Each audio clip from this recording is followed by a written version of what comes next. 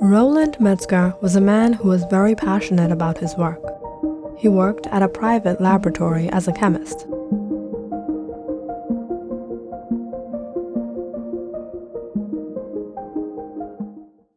Roland spent his days and nights researching about chemicals that could potentially cause mutations in animals and humans.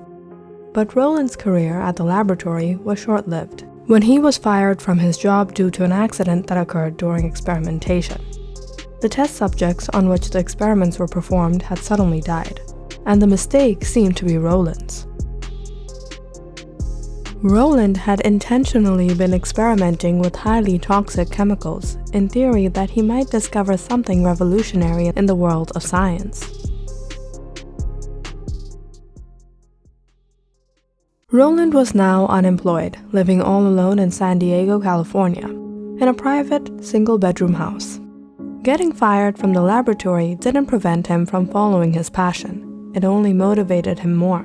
Fortunately, he had saved a large sum of money over the years, and decided to take a few years off just to focus on his research. He managed to recreate his own laboratory at home and continued his study. After about a year, he planned to move to Mesquite in Nevada. Roland had a hard time packing his things and settling his affairs in California. He had been there his whole life, and had many unfinished business with people. Roland sold some of his belongings he couldn't take with him to Nevada.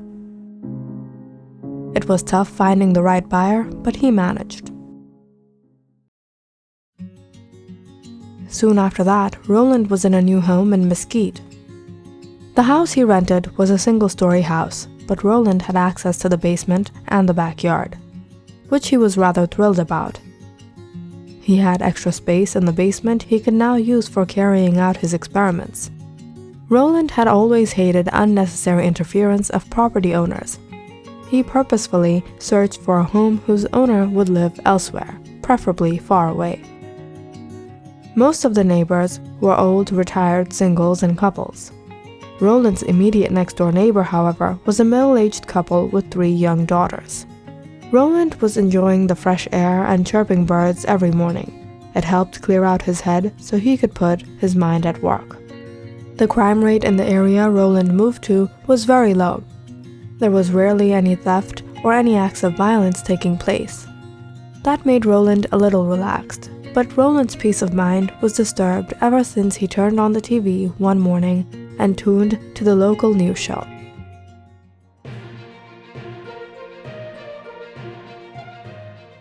Breaking news! The police department has finally confirmed the identity of the kidnapper that has been out on the loose in Mesquite.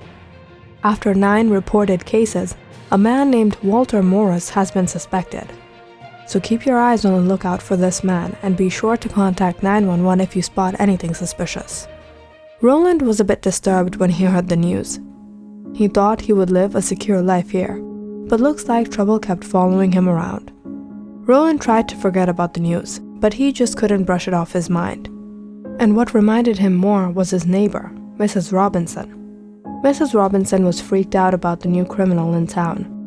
Roland was curious from the day he saw the headlines, but Mrs. Robinson's constant reminders made him even more concerned about this individual.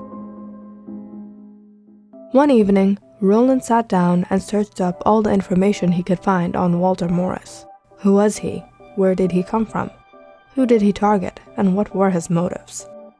Turned out, Walter Morris was a man in his 40s. The police couldn't find any information on the man anywhere in Nevada, which made them assume that he had recently moved here. The man was spotted in cafes and shops around the town, and the police had been on the hunt day and night to locate this man. So far, 9 women aged from 20 to 25 were kidnapped. They were all single and lived by themselves. One of the women had escaped, and with her help, the police were able to identify the culprit. The victim reported only catching a glimpse of the culprit's face, as she was blindfolded and kept in the darkness.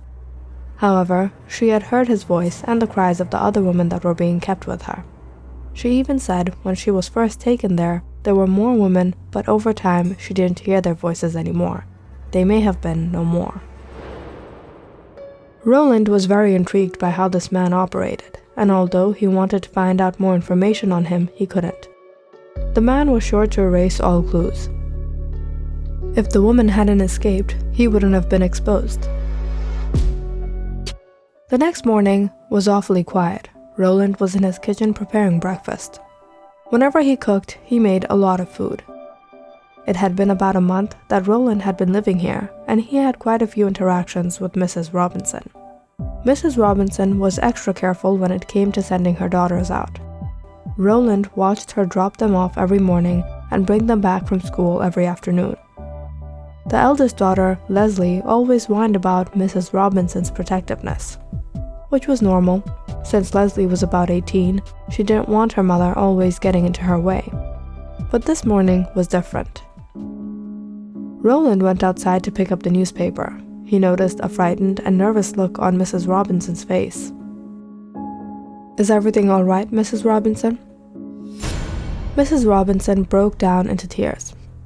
"He took her. That Walter Morris took her. My daughter went out on her own yesterday. She hasn't returned. Roland, I'm telling you, I'll hunt down this man."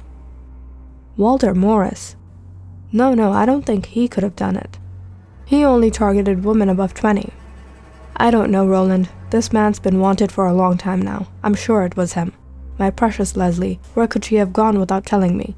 She's never done anything like this before." Roland was in a bit of a shock after speaking with Mrs. Robinson. However, the uneasiness increased when Mrs. Robinson started to become delusional. When Leslie hadn't shown up and news came out that the remains of some of the missing women had been found near the local lake, Mrs. Robinson began hallucinating. She repeatedly mentioned she heard Leslie calling her. Mr. Robinson also grieved about his missing daughter, but tried to explain to his wife that everything would be fine.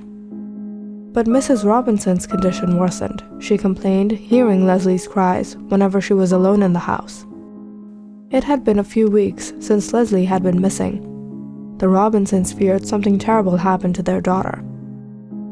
Mrs. Robinson exclaimed her daughter was trying to communicate with her. Sometimes she thought she heard her say something. The Robinsons reached out to people who specialized in communicating with spirits, but there were no help. Mrs. Robinson had become miserable, her health began to deteriorate, and she had nearly given up on sleeping. Roland had become anxious himself, seeing his neighbor's state. He offered to help them out. Mr. Robinson invited Roland inside and asked him whether Roland heard the same noises his wife did. Roland inspected the house, especially in the places where Mrs. Robinson claimed to hear the voices. He even went to the extent of putting his ears to the wall and tried to listen closely for anything suspicious. Roland had noticed the Robinsons had placed unusual things like feathers, candles, strange beads all over the house. When Roland inquired about it, the Robinsons told him the items were blessed by a psychic and they would help them interact with their daughter's spirit. Roland wasn't able to help out the Robinsons, but he gave them hope that things would be fine. When Roland came back home, he cleaned up his house and went down to the basement to fix things up and continue his experimentations. The whole time he wondered about the whereabouts of Walter Morris. Was there any way he could get rid of this guy? The presence of a kidnapper living in the same area bothered him greatly. Roland soon received good news from the Robinsons. They told him they no longer heard the voices anymore, and Mrs. Robinson was recovering from her hallucinations. However, she was still depressed about her daughter. But the whole time that Roland spoke to the Robinsons, they kept cursing Walter Morris. Walter Morris was this and that, and he deserved a horrible punishment. They told him they had never seen a criminal so evil and wicked like that of Walter Morris. When Roland got back home that evening, he felt deeply agitated. He spent hours researching Walter Morris once again. Roland pondered over what he could do about the matter. When it was about 10 at night, he went down to the basement to note down the progress of his experiments and call it a day. Sometimes he fell asleep in the lab, so he had a table and an armchair in the basement. Roland heated some food and took it downstairs. He unlocked the highly secured basement door. Roland wasn't in a good mood. His head hurt from all the stress he had been dealing with these past few months. It was starting to become unbearable. He put the food onto the table and started serving it onto a plate. Anger was making Roland's blood boil. Of course, he was working undercover, but he was enraged, and he didn't want to admit it, but he felt envious. He knew he was better at the job. He was an expert. But all the credit had been going to the amateur Walter Morris? Walter Morris was an unprofessional. What kind of kidnapper was he? One of his captives escaped from his bounds. Roland slid the plate across the floor and pulled off the tie. "You have 10 minutes. Hurry up," he sternly said. "And yes, if I hear complaints about you making noises, there will be consequences this time. I could hear you from the other house." Leslie quietly ate the food.